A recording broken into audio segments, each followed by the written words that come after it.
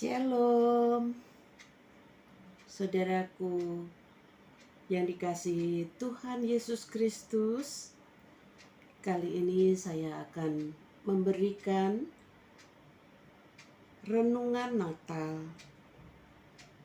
pada tahun 2020 ini, yang sebentar lagi kita akan merayakan kelahiran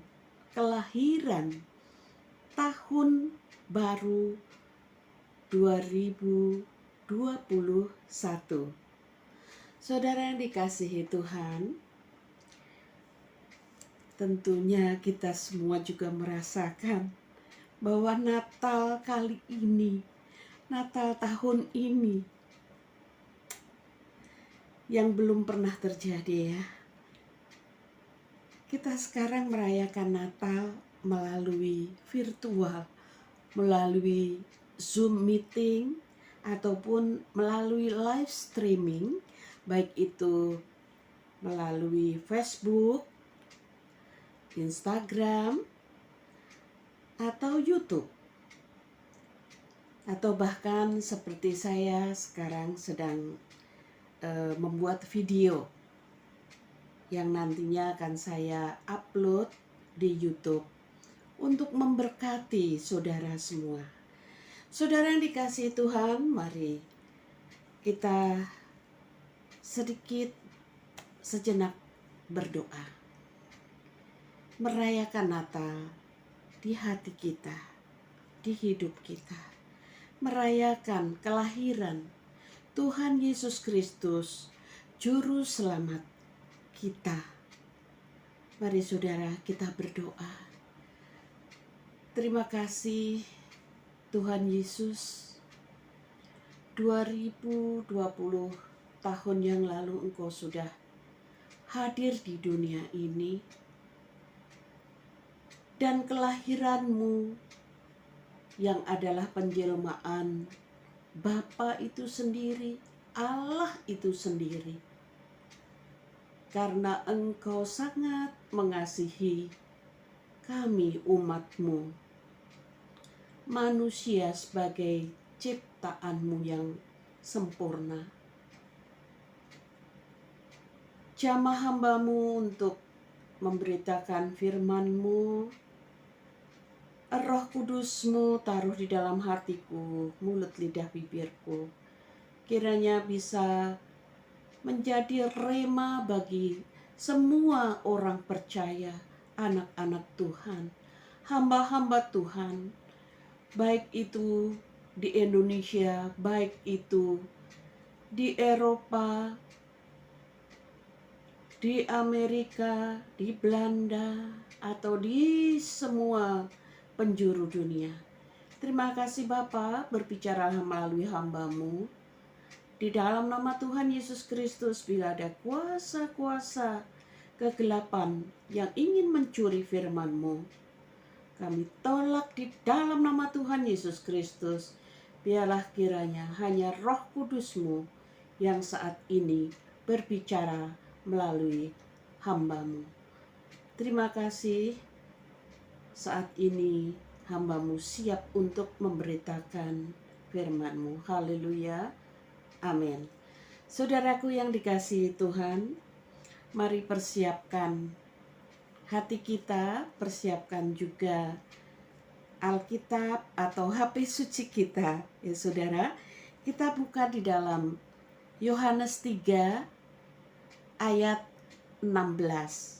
Yohanes 3 ayat 16. Saya akan bacakan bagi saudara. Yohanes 3 ayat 16, demikian firman Tuhan. Karena begitu besar kasih Allah akan dunia ini, sehingga Ia mengaruniakan anaknya yang tunggal, supaya setiap orang yang percaya kepadanya tidak binasa, melainkan beroleh hidup kekal. Demikian firman Tuhan. Saudara yang dikasihi Tuhan, pada awalnya Tuhan menciptakan Adam dan Hawa sedemikian sempurna. Dan Adam dan Hawa diciptakan, dibuat oleh tangan Tuhan, tangan Allah itu sendiri. Tapi iblis dengan tipu muslihatnya membuat manusia pertama jatuh dalam dosa. Ketika Adam dan Hawa dibuang ke bumi, saudaraku, di situ sempat terputus hubungan antara Allah dan ciptaannya, yaitu manusia. Tetapi baru saja kita mendengarkan di dalam kitab Yohanes 3 ayat 16, karena begitu besar kasih Allah akan dunia ini sehingga ia telah mengaruniakan anaknya yang tunggal, supaya setiap orang yang percaya kepadanya tidak binasa, melainkan beroleh hidup yang kekal. Anaknya, ketika Allah menjelma sebagai manusia, dia bernama Yesus. Dan siapa yang percaya kepada Yesus tidak binasa, melainkan beroleh hidup yang kekal, yaitu masuk surga, mendapat bagian di dalam kerajaan surga. Saudaraku yang dikasihi Tuhan, saya akan mereferensikan ayat, yaitu di dalam Matius 1 ayat 23. Demikian firman Tuhan. Sesungguhnya anak darah itu akan mengandung dan melahirkan seorang anak laki-laki, dan mereka akan menamakan dia Immanuel, yang berarti Allah menyertai kita. Saudara yang dikasihi Tuhan, seorang anak laki-laki yang dinamakan Immanuel adalah Yesus Kristus sendiri. Dan Yesus Kristus ini adalah Allah itu sendiri yang menjelma menjadi manusia. Karena di dalam dunia inilah manusia terkurung, manusia terjebak. Ya. Kita akan baca lagi Matius 2 ayat 16 sampai 18. Ya, Matius 2 saya akan bacakan bagi saudara. Kita Matius 2 ayat 16 sampai 18, demikian firman Tuhan. Perikopnya adalah pembunuhan anak-anak di Betlehem. Ayat 16, ketika Herodes tahu bahwa ia telah diberdayakan oleh orang-orang Majus itu, ia sangat marah. Lalu ia menyuruh membunuh semua anak di Betlehem dan sekitarnya, yaitu anak-anak yang berumur 2 tahun ke bawah, sesuai dengan waktu yang dapat diketahuinya dari orang-orang Majus. Maaf. Dengan demikian, genaplah firman yang disampaikan oleh Nabi Yeremia. Ayat 18, maaf. Ayat 18, terdengarlah suara di Rama, tangis dan ratap yang amat sedih. Rahel menangisi anak-anaknya dan ia tidak mau dihibur, sebab mereka tidak ada lagi. Saudaraku yang dikasihi Tuhan, Herodes melambangkan pemerintahan yang keji, yang kejam, yang jahat. Herodes melambangkan sifat iblis yang tidak mau manusia itu berkembang. Oleh sebab itu, Herodes mengumumkan, memerintahkan anak-anak untuk dibunuh karena dia merasa diperdayakan oleh orang-orang Majus. Dan kita sudah pernah mendengar bahwa orang-orang Majus itu, saudaraku, adalah ahli perbintangan, dan mereka inilah yang sudah sempat bertemu dengan bayi Yesus di sebuah kandang. Saudara yang dikasihi Tuhan, iblis itu adalah pembunuh. Iblis tidak mau ada regenerasi di suatu bangsa atau suku ataupun komunitas. Oleh sebab itu, iblis dengan tipu dayanya melalui Herodes memusnahkan anak-anak yang berusia 2 tahun ke bawah, sesuai dengan apa yang diramalkan oleh orang Majus yang ahli perbintangan. Saudara yang dikasihi Tuhan, demikianlah sikap orang Herodes, bahwa dia tidak mau anak-anak itu hidup, tidak mau bangsa itu berkembang. Dan saudara yang dikasihi Tuhan, pada Matius 1 ayat 23, sesungguhnya anak darah itu akan mengandung dan melahirkan seorang anak laki-laki, dan mereka akan menamakan dia Immanuel, yang berarti Allah menyertai kita. Saudara, anak darah di sini yang dimaksud adalah Maria, tunangan Yusuf. Yusuf dan Maria adalah orang-orang yang takut Tuhan. Ketika malaikat datang kepada Maria, dan waktu itu malaikat mengatakan bahwa Maria akan mengandung, padahal Maria baru bertunangan. Pada masa itu, namanya anak gadis, keperawanan itu sangat-sangat penting. Apabila mereka didapati sudah tidak perawan pada waktu pernikahan, maka hukumnya adalah anak gadis ini harus dibunuh. Ya, mungkin dengan rajam, dilempari batu sampai mati.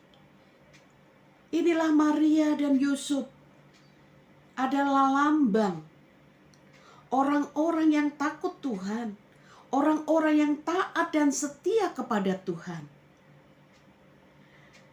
Seandainya Maria tidak takut dan tidak taat kepada Tuhan, apa yang terjadi, saudara? Bisa saja ketika Maria mengandung sebelum dia menikah, bisa saja dia akan gugurkan bayi dalam kandungan, dan tidak ada lagi bayi Yesus. Tetapi Maria adalah orang yang sangat taat dan takut kepada Tuhan. Apa yang diperintahkan Tuhan, yang disampaikan melalui malaikat, Maria mengaminkan. Demikian juga dengan tunangannya, dengan Yusuf. Yusuf juga seorang yang takut dan taat kepada Tuhan. Apa yang diperintahkan Tuhan melalui mimpinya dia lakukan. Saudara yang dikasihi Tuhan Yesus, di saat ini banyak orang takut karena adanya pandemi, adanya virus. Seperti sekarang saya khotbah juga di dalam ruangan saya, dalam kamar saya.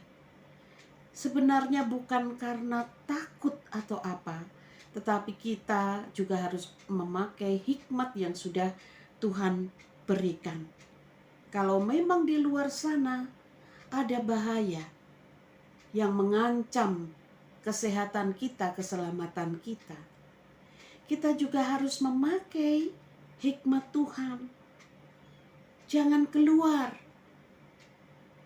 Protokol kesehatan dipakai kalaupun itu harus keluar.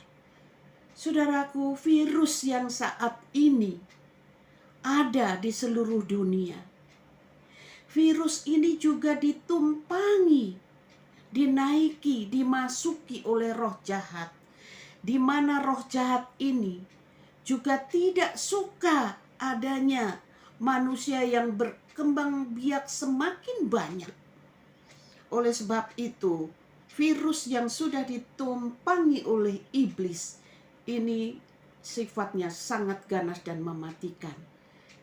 Dan kita semua mendengarkan kabar, mendengarkan berita, entah itu di TV, di sosial media, di WA, dan sebagainya, bahwa korban dari virus yang sudah dirasuki, sudah ditumpangi oleh iblis ini, sudah sangat banyak, luar biasa. Karena iblis tidak mau manusia ini berkembang semakin banyak. Atau bahkan saat ini banyak juga, saudara pasti dengar, pasti pernah membaca bahwa aborsi semakin merajalela. Menggugurkan bayi yang belum saatnya dilahirkan, itu sangat merajalela. Karena apa, saudaraku? Karena iblis tidak suka manusia atau komunitas, kelompok, suatu suku dan bangsa itu bertambah banyak atau berkembang biak. Dan iblis membunuh generasi-generasi penerus yang belum lahir. Saudaraku yang dikasihi Tuhan, Maria dan Yusuf ini sangat peka terhadap suara Tuhan. Ketika terjadi pembantaian anak-anak balita usia 2 tahun ke bawah, malaikat memerintahkan Yusuf harus pergi ke Mesir. Dan Yusuf taat. Dia bawa Maria dan dia bawa bayi Yesus. Seandainya Yusuf tidak taat, seandainya Yusuf tidak punya ketaatan, apa yang terjadi, saudaraku?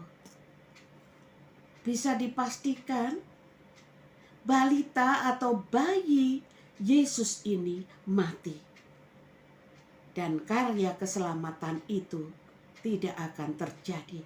Dan inilah yang dikehendaki oleh iblis, yang dikehendaki oleh setan.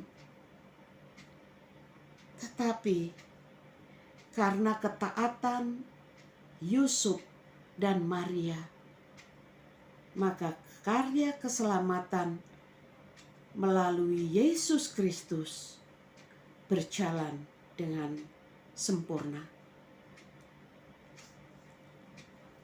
Immanuel berarti Allah menyertai kita, saudara. Jadi jangan takut. Bagi saudara-saudari yang percaya kepada Yesus Kristus, 2020 tahun yang lalu Yesus sudah memenangkan kunci pintu maut. Dia sudah memenangkan neraka. Oleh sebab itu janjinya, Yesus Tuhan akan menyertai kita orang-orang percaya di saat pandemi. Saudaraku, banyaklah kita bergaul. Saudara, apabila saat ini kita sebagai orang percaya, kita juga harus taat, kita juga harus takut kepada Tuhan dan setia kepada Tuhan. Karena kedatangan Tuhan Yesus adalah untuk menebus setiap dosa umat manusia.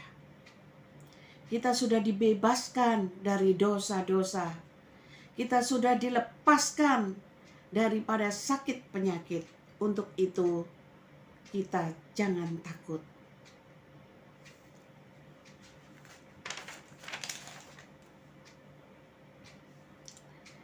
Saudara yang dikasihi Tuhan,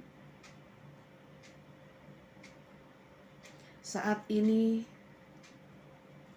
kalaupun iblis mengintimidasi kita untuk takut akan virus, kita pakai hikmat Tuhan, tapi jangan takut. Allah senantiasa menyertai kita, Immanuel. Jadi kita harus sering bersekutu dengan Tuhan, agar frekuensi tubuh kita getarannya ini tinggi. Karena virus menyerang manusia yang frekuensi atau getaran tubuhnya itu lemah. Kalau hati kita gembira, kalau kita selalu memuji Tuhan, kita senantiasa membangkitkan, membangunkan frekuensi yang tinggi. Mohon maaf ada gangguan sinyal tadi. Jadi saudaraku yang dikasihi Tuhan, kita harus membangkitkan, membangunkan frekuensi tubuh kita dengan bersekutu, memuji, menyembah Tuhan, menari buat Tuhan, supaya frekuensi tubuh kita tinggi. Karena frekuensi tubuh yang tinggi sangat ditakuti dan virus tidak akan bisa menyerang. Untuk itu, saudaraku, mari saya ajak saudara untuk selalu dekat dengan Tuhan, memuji Tuhan, bersekutu dengan Tuhan, intim dengan Tuhan, dan virus tidak akan berani menyerang tubuh kita. Kiranya Tuhan Yesus memberkati renungan singkat ini. Saya mengucapkan Merry Christmas, selamat Hari Natal tahun 2020, dan kita menyongsong tahun baru 2021 dengan senantiasa menghadirkan bahwa Kristus senantiasa lahir di hati kita. Merry Christmas. God bless you.